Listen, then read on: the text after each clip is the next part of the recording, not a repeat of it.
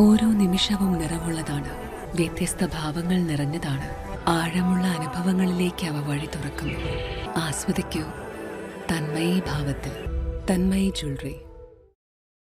ചൂരൽമല രക്ഷാദൌത്യത്തിന് നിലമ്പൂർ അഗ്നിരക്ഷാസേനയ്ക്ക് ആദരം. നിലമ്പൂർ അഗ്നിരക്ഷാസേന യൂണിറ്റിലെ 30ഓളം ജീവനക്കാർക്കാണ് സർക്കാരിന്റെ ബാഡ്ജ് ഓഫ് ഓണർ അംഗീകാരം ലഭിച്ചത്.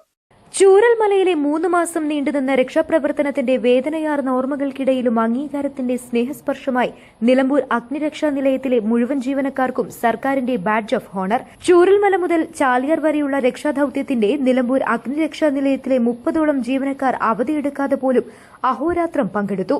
100ഓളം വരുന്ന മനുഷ്യജീവന്റെ തിരുശേഷിപ്പുകൾ പലപ്പോഴും സങ്കടപ്പെടുത്തുന്നവയായിരുന്നു.